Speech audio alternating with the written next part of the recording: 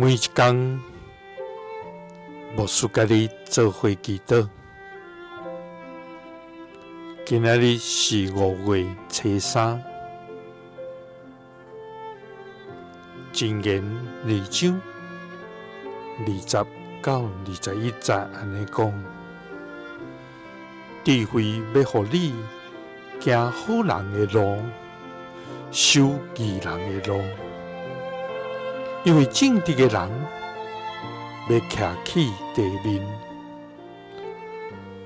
完全的人也要留伫遐。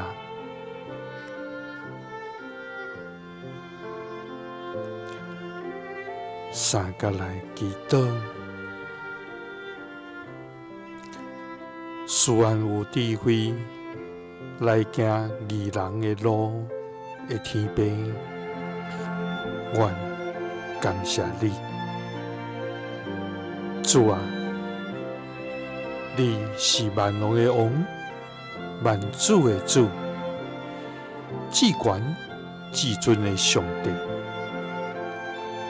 我要向你献上阮全心的颂赞甲敬拜，主啊！你是圣洁公义的主，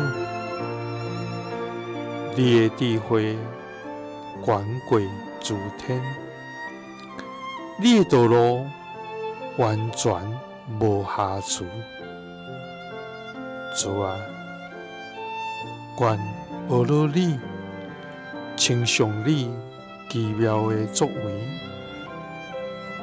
愿感谢你丰盛的恩典。甲无比的疼，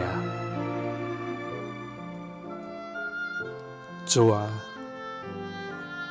你用话语引带阮，用真理光照阮，互阮无抵到失迷，反倒转通行伫活命的正路。主啊，求你帮助阮，伫这悖逆的世代，犹原坚持持守正义的道路，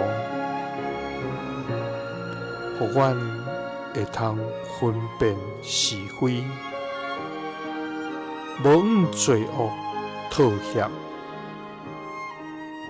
乃是用智慧坚固徛条，